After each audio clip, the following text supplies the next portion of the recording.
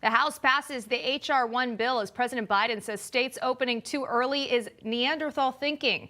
Plus, breaking his silence, Governor Andrew Cuomo speaking for the first time since 3 women came forward accusing him of sexual harassment. And National Guard troops mistreated in our nation's capital again. Dozens of troops sickened after eating raw meat. This is calls for them to return home just grows. Rob, first we saw them sleeping on the floor like we're looking at now. Now we're getting pictures of moldy fruit, raw meat. What is going on? Many of them saying they have served overseas. Yeah, the food was better there. And they've had better conditions there than they are having in our capital right now. Yeah, you see these pictures and it's like, you're in the capital of the greatest country in the world and they're eating, you see the meat, the pictures of the meat? I did. It actually made me nauseous. I mean, it's like, it's gross. Yeah. And they were eating better in Kuwait and Iraq and all these places, but it's really sad to see that. All right, the House passed H.R. 1 last night, the hugely controversial For the People Act. It's going to impact every single American, starting with the midterms in November of 2022 if it passes in the Senate. The final vote in the House late last night fell on party lines 220 to 210. And joining us this morning to talk more about this is Tennessee Congressman Tim Burchett. Congressman, good morning. Thanks so much for being with us. We appreciate it. Thank you, brother. It's actually Burchett. Birch like the tree and Birch, like I just at breakfast. Sir, I apologize. I just asked my producer because this is your first time on Wake Up, so I apologize for making that error. It will not happen again. You're good, Rob. Thank you. Thank you. You're fine. You call me whatever you want to call me. I'm no. here, brother. It's Burchett from now on. I know you are against Burchett. Help you. Jeez Louise. All right, Burchett, It's Congressman. Right. Now we just went viral. I apologize. How about just call me Tim? Is that good enough? No, I'll call you Congressman. Congressman, some 85-year-old guy down here that didn't heard the gun go off. Usually, I don't want to say Congressman. I just keep walking. I am already looking forward to your next appearance on the show, and we haven't even started this one. If Congress was the NFL, we'd have a bunch of 90-year-old quarterbacks. It's just, they're not putting the best players in, obviously. But go ahead, brother. That's right. Okay. I'd like to talk about this bill that passed last night, right along party lines. No surprises there. It's a bill that's being packaged as a way to make it easier for Americans to vote. But this bill is really all about establishing permanent Democratic majorities in Washington, isn't it? That's correct. I think the one thing you need to ask yourself, if the 2020 elections were the least corrupt, perfectly run elections in the history of our country, then why did the Democrats rush to push an 800-page bill that didn't go through the proper channels? You have to ask yourself that big question, because obviously they saw some opportunities there and now they're taking them. Yeah, another part of the bill that I don't think that everyday Americans are aware of right now is using taxpayer dollars to fund future elections. Again, starting with the midterms, which are right around the corner now, meaning more ads, more text messages, more phone calls, things like that. Why do you think they're trying to sneak this into the bill right now as well? Well, obviously, they're trying to penalize our fundraising through this, and then they capitalize on it by this scheme. It's like a 6-to-1 match. Can you imagine the people from Tennessee are now going to be funding Nancy Pelosi's congressional race? The one complaint I haven't heard, people don't call me and say, Tim, we need more money in politics. No, they're saying, Tim, get the money out. But now the taxpayers are going to be paying their own dadgum money for it. It's ridiculous. It's arrogance at its best. Here's what I think is happening. Pelosi knows, and her people know, that they're going to lose big in 2 years. We know that. Yeah. The trends are showing that. And they're just abandoning their middle ground people, their moderate people. And those poor men and women are good folks. They generally think like I do. They're just under a lot of pressure and a lot of threats from the Democrat leadership. And they're going to sacrifice those people so that their hardcore left-wing, left-based Marxist folks can stay in power. And they're going to try to push every bit of garbage they can out in the next couple of years. And this is just the start of it. It has a chance, but I think we're going to see it go down in flames, and therefore they've just sacrificed a bunch of moderate Democrats, hardworking people that in their Congress. Again, it shows the selfishness of our leadership, Speaker Pelosi and the rest of them. They cannot answer these questions. They give them their talking points, which are just on these broad parameters, and it's, to me, it's just disgusting, and the rest of the country finds it that way too. What's fascinating too, in 2019, a watered-down version of the current bill did pass in the House. It was easily rejected in the Senate, but that was before the pandemic. And I think that, you know, with early voting and some of the measures that were put into place before the 2020 elections, they were put into place because thousands were dying of the coronavirus. So we skipped going through state legislatures, doing things the proper way, the legal way, the constitutional way, just to make it possible for people to vote and not put themselves in harm's way. And that was the goal. Now Democrats are trying to continue that forever, right? Yeah, absolutely. It's nationally run elections. They've taken the power away from our locals. In Tennessee, we don't have any problems, but yet they're going to fix it. They're going to put Washington, D.C. Fixes on East Tennessee values, and it just doesn't work. They're doing that all over the country. And when they nationalize things, it's you look at when the Marxists take over in any of these other countries, they talk about a national. They nationalize things. They nationalize energy. They nationalize medicine. Now they're nationalizing our elections, and they're doing away with some very good laws. They're stopping the local folks to have any input whatsoever, and it's just this national board, and they say it's nonpartisan, but of course they're going to be the ones selecting it. So there's nothing nonpartisan about it, brother. Well, you can bet, Congressman, that we're going to be talking about this bill a lot here on Newsmax, trying to make people aware of what is in it. It is stunning. We could talk for an hour about some of the details that are in this piece of legislation that is upwards of 800 pages long. Congressman Tim Burchett, thank you so much for coming on with us. By the way, just so you know, I enjoyed this more than most interviews. So thank you. Thank you, Rob. I appreciate it. And Rachel, or I guess I could call you Randy. How about that? And then we just call it even. Yeah, she would. Rachel, you'd answer to that. Yeah, maybe. Anything. Yeah. Go for it. Congressman, thank you. Come back and see us. We appreciate it. Thank you, brother. Appreciate it. All right. It's time now for the question of the day. What extraordinary thing happened on this day in 1917, long before Women's History Month ever began? Well, when the 65th U.S. Congress convened 96 years ago, a single woman walked tall in a room otherwise occupied by men. That was Jeannette Rankin, a Republican from Montana, became the first Congresswoman in the chamber. Rankin ran for Congress because she was convinced the problems within the government were simply a lack of feminine participation.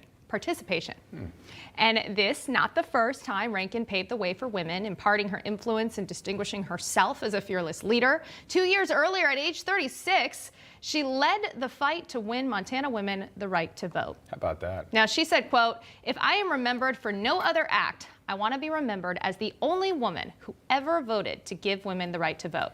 And today she certainly is. Her voice heard in 1920 with the passing of the 19th Amendment, giving the universal right to vote to all women.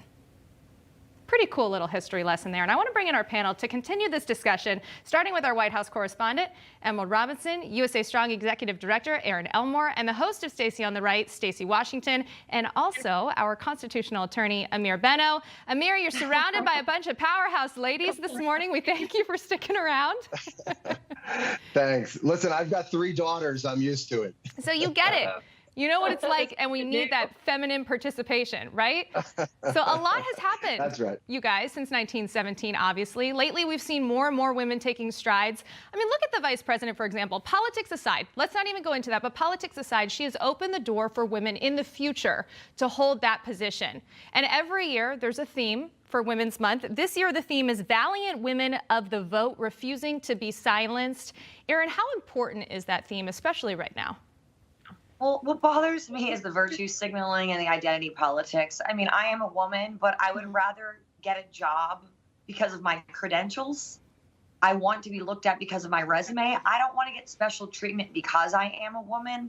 I think that the way we progress as a society is we let ourselves, yes, express who we are as women and men, but hey, we have credentials. I don't think anyone should get a job because they are the first transgender. They are the first Irish American. They are the first Hispanic American. They are the first African American. I think we should all be valued because we are successful and be successful because we worked hard for it. Aaron, I think you make a great point. The intention is for equality, right? But sometimes when we try to be overly inclusive, we end up being exclusive, like you're saying. Stacey, your thoughts? Well, so I'm cognizant of the fact that it's merit that gets us places. It's hard work and effort. But there is something to be said for seeing someone in a space I know for myself, being a syndicated radio host, and we're actually on Sirius XM, we're on satellite radio, so it's not syndication. It's an entertainment and media company, and faces like mine are seen all over it, but not as much in the hosting position on conservative media. You know, it's a new thing for me to be doing what I'm doing, but it took a lot of hard work and effort to get there, and I would never want anyone to say that I'm hosting on Sirius or I'm sitting here on Newsmax or I'm doing any of the things that I'm doing because I'm Black or because I'm a woman. I worked hard and I busted it like a buzzsaw for 10 years to get here. And so I don't want the attributes to be the thing that people focus on, but we can't deny the fact that a face in a space, it breaks barriers, it changes perceptions. And so I think the nuanced approach for us is to acknowledge that and always focus on a person's accomplishments instead of first genuflecting, as Erin just said, which is so demeaning to us. Don't mention the race or the gender, but simply acknowledge the accomplishments and the expertise that is there. That's what people really want. And I think the liberals have gone so far into the demographic box checking that they've forgotten that. A lot of liberals are very accomplished, but they go first with, well, I'm the first Black or I'm the first woman. That's the wrong approach always. And I think that's Emerald, go ahead. I was going to next. I'd like to echo what both Erin and Stacey said.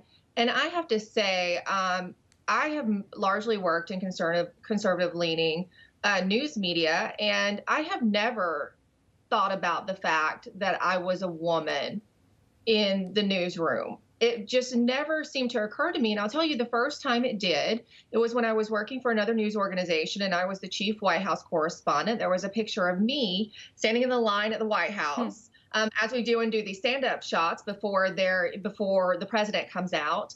And my friend overseas, who was in the UK, sent me the pictures. He said, "Oh, I saw this. This is so amazing. You're the only woman in the picture. Go, girl."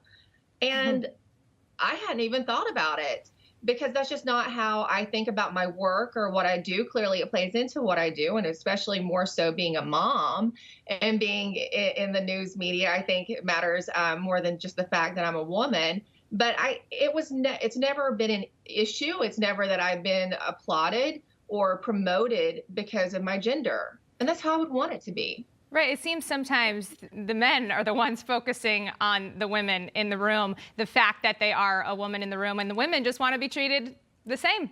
Like all of you have said, for your merit, for your accomplishments, and everything else that follows, aside from the fact that you are, in fact, a woman. Now, again, with the topic being refusing to be silenced, this is a different form of silence, but we are seeing more women speaking up since the Me Too movement on both sides of the aisle. Of course, the man in the hot seat right now, Governor Andrew Cuomo. Amir, I want to hear your response after. We're going to play a quick soundbite of the press conference yesterday for the first time when he responded to those 3 allegations. Take a listen.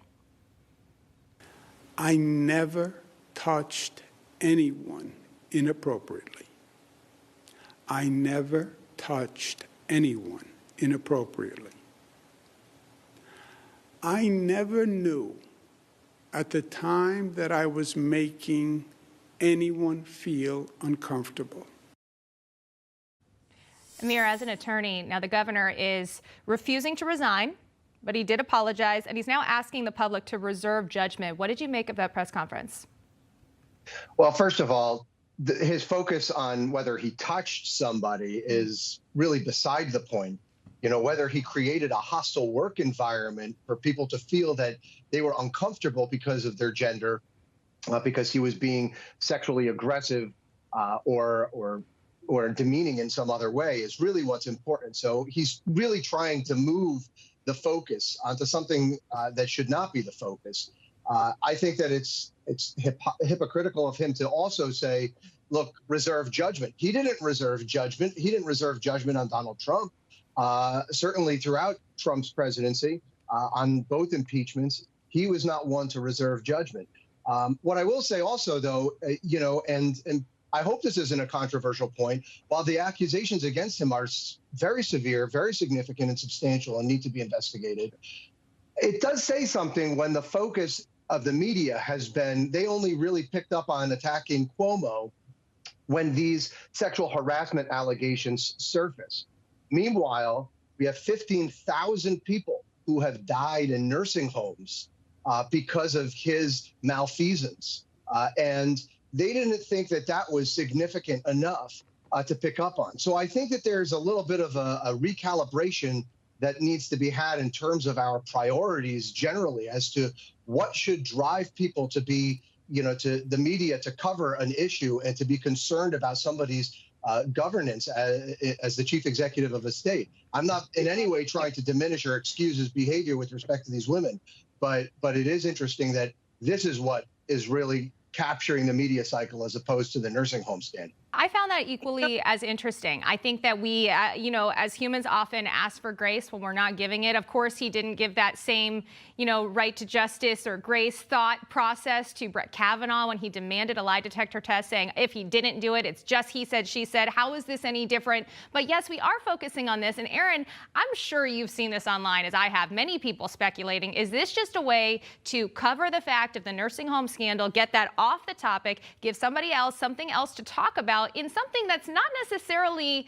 life-ruining? These accusations, they are bad, of course, but they're not in the same category as a lot of different people we've seen over the past couple of years being taken down by the Me Too movement. And that's what I was about to say to Amir, my colleague over there, that I agree with him wholeheartedly. Where was this sort of patience and deference with Brett Kavanaugh? It certainly didn't exist. I do believe that these sexual assault allegations should be taken seriously. Yes, everyone deserves due process, but this is just a way to say we've held his feet to the fire on something so they can allow the nursing home scandal to be ignored. Now, let me tell you, it will not be ignored because the New York AG, she is going to take this seriously. And by the way, it's not for altruistic intentions. She wants to be governor next. So she is going to get him out of the way so she can pave the way for herself. But in this position, yeah, there she is. But let me tell you something. She is doing this for her own gain. I don't care why she's doing it. Let her investigate. Let's see what happened. These people who lost people in nursing homes deserve to have answers. Here we go. Buckle up, because it's going to get serious in the state of New York. And the nursing home controversy, of course, not just women, men and women, affecting so many families here in New York. I want to play another soundbite, and then I want to get your response, Stacey, to something else as well. But if they were offended by it, then it was wrong. And if they were offended by it, I apologize. And if they were hurt by it, I apologize. And if they felt pain from it, I apologize. I apologize. I did not intend it. I didn't mean it that way. But if that's how they felt, that's all that matters, and I apologize. A lot of ifs in there. I think there were 4 or 5. I just counted real quickly. Clearly, these women were hurt, and clearly they were offended. Clearly, they're speaking out because so. Now, Stacey, do you think as a society we have built up Governor Cuomo's ego so much, using terms like Cuomosexual? People calling them their celebrity crush, not just anybody, people on talk shows calling him their celebrity crush, that he almost got to this point where he felt untouchable, that his persona and his demeanor, rhetoric was maybe well received? Okay, so listen, this for me is so simple. I taught it to the kids when they were little. Keep your hands and lips and feet to yourselves. You don't bite, you don't kick, you don't scratch, you don't hit, you don't punch. Keep it to yourselves. You only raise your hand to another when you're defending yourself, and that's at the last possible opportunity. So he does feel as if he's owed, a little bit of leeway here. But I'll tell you what I know about this situation, and this is the straight up, this is it. He'd rather be talking about hugging and kissing people against their will than killing grandmas and grandpas. And that's why he's taking so much time to give these non-apology apologies. And that's all this is about. It's almost as if it's easier for him to talk about. Emerald, real quick, we have about 30 seconds left. Why do you think it is that we're just now seeing this picture of Anna Roish and that uncomfortable photo of the governor holding her face at that wedding, asking her if he could kiss her? Well, as you said, this went largely ignored for a while. There were accusations out in December that didn't get much attention. I personally think that Andrew Cuomo is a threat to a possible 2024 Kamala Harris run, potentially, and that the media and the Democrats are already looking that far ahead as possibly nullifying him. And he is so disqualified as a general candidate based on what he did with the nursing homes. And that's just not going to go away. We have another female colleague who's led the charge on this. That's Janice Dean over at Fox News. It's a personal story to it, and she has just been fierce. She has not let this go, and she, you know, a lot of people who are in this situation who lost their loved ones due to Andrew Cuomo have her to thank for the attention that's being brought to this situation. Absolutely. Emerald, Aaron, Stacey, and Amir. You know, next time we do this, Amir, I'm not going to point out that you're the only man on this panel because we're all on an equal playing field, right? If we've learned anything after this discussion. Thank you guys so much. Rob called me the belle of the ball before, so, you know, I sort of fit it. Deal. A lower birth rate has led to a baby bust, they're calling it. Last night, Jimmy Kimmel tried to convince his audience to consider parenthood, in case you missed it. You loved Baby Yoda, Baby Groot, and Baby Peanut. Now there's an even cuter baby in town. Baby Person. Your Instagram followers will go OMG. Open your birthing canal and let the likes pour in.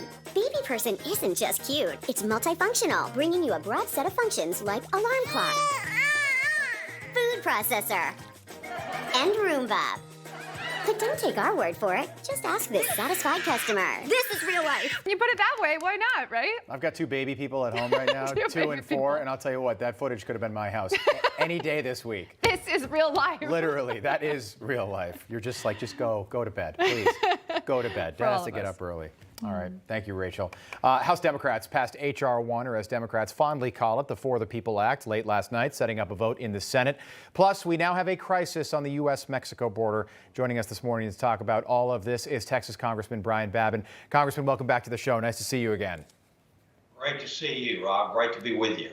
Over 100 illegal immigrants, I believe the number is right around 108 right now in Texas, tested positive for coronavirus dating back to January, and now they are free to move about the country.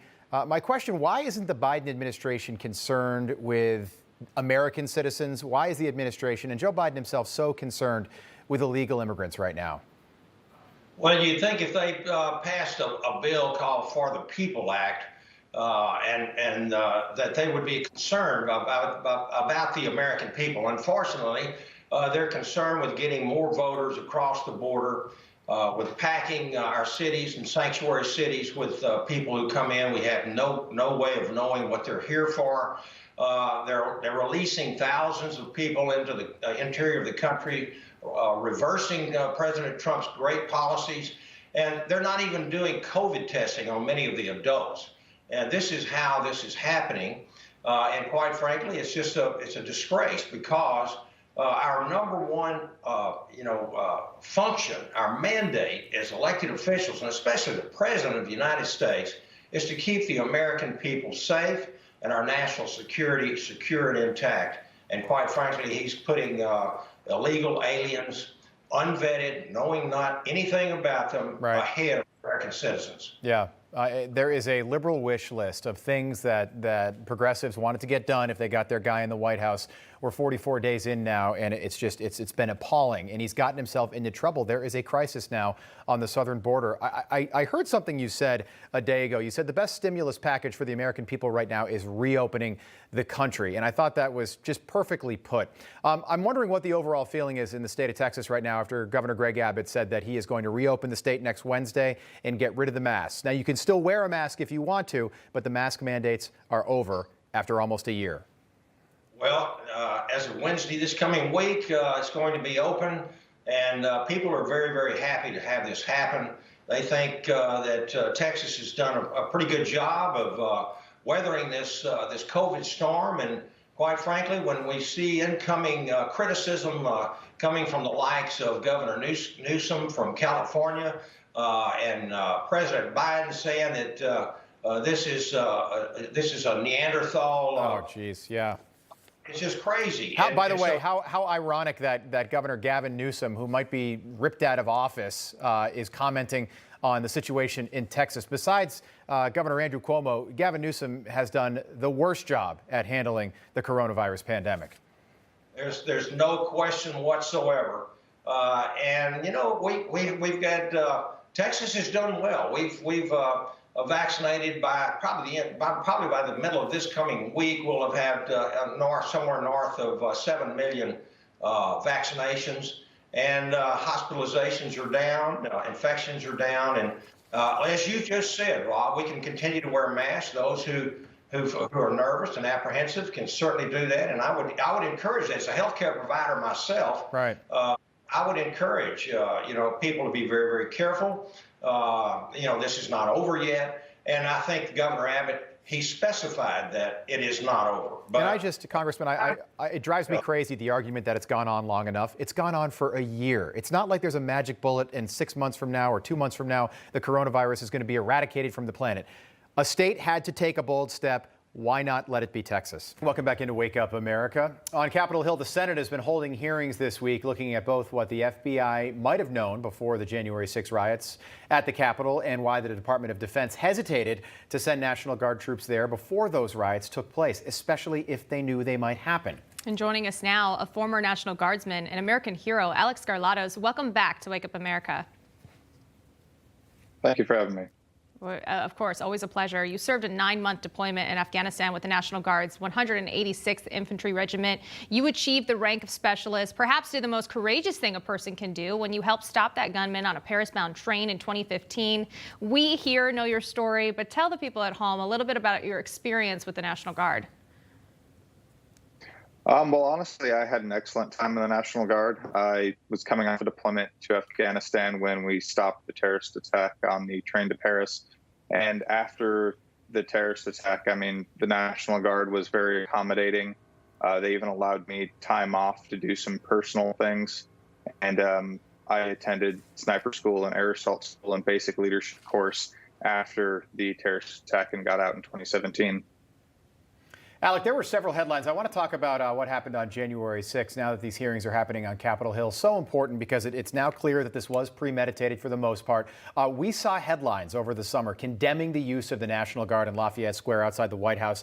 One of the headlines saying National Guard member deployed in D.C. When tear gas was launched at peaceful protesters. We kept hearing peaceful protesters throughout the summer. Nobody wanted to see the National Guard during those protests, but now that what happened on January 6th has happened, we're wondering why the National Guard wasn't called into Washington before those protests happened if the FBI knew that something could or might happen. Why weren't they there as a deterrent?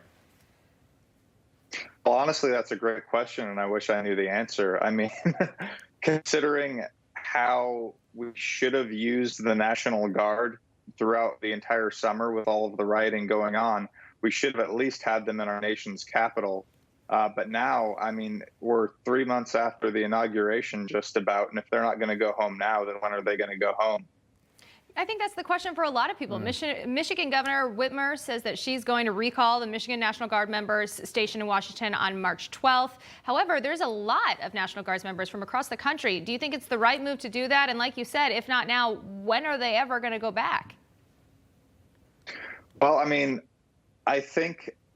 don't think that they should be there this long, but if they are going to be there this long, we probably need to start providing them with housing and better quality food. They're being fed such terrible quality food. We don't know if they're being poisoned or if it's a terribly cheap contractor. Yeah, it's cost the country $500 million so far to have the troops in Washington. There are still walls around the Capitol and the White House.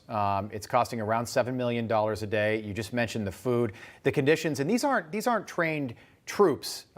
These are our neighbors in most cases. Let's go back to January 6th. We're hearing reports now that there were 1,000 National Guard troops in and around D.C. when that took place. Do you think that if there were a threat to a place like the Capitol or the White House or any of the buildings in D.C., that there should have been better advanced planning? Absolutely. And regardless of if there was a threat or not, whenever there's a gathering of that many people in Washington, D.C., security should already be heightened, if not for the protection of politicians, but for the protection of the people themselves attending the rally. So if they needed protection, and now, as Rob mentioned, they were not wanted, National Guard members were not wanted across the country, it just set a bad precedent for most people saying, oh my goodness, we called in the National Guard, and now they are wanted at the Capitol. And as you mentioned, Alec, not being treated properly. We've seen the pictures of them sleeping on the floor. And then now you mentioned the food. 74 different meals on one day found with raw beef in them. Geez, Soldiers terrible. were found food with metal shavings. The picture's super disturbing. Mold, raw. 50 guards have been treated for gastrointestinal complaints. Not only is it disgraceful, but many of the National Guards members I've seen speaking out to people, this circulating online, saying that they've had better conditions overseas than they're receiving in our nation's capital right now. Well, I think that's actually probably very true. And unfortunately, I think the National Guard is very used to substandard food. But it is still absolutely an embarrassment that this is happening in our nation's capital. And they're basically, and they're there so long that they're having lived like transients, even though they've been there for some of them, over 3 months now. I mean, it's ridiculous. Yeah, we are 2 days away from the 2-month anniversary of January 6th, and they're still there. The conditions remain deplorable. Alex Skarlatos, we appreciate it. We appreciate you getting up early for us this morning. Thanks so much for your time. Thank you. All right, plenty more to come here on Wake Up America. But first, a question. Do you approve of the job that President Biden is doing? He's 40-plus days in office now. You can text us 39747. Let us know what you think. Stay with us. We'll be right back.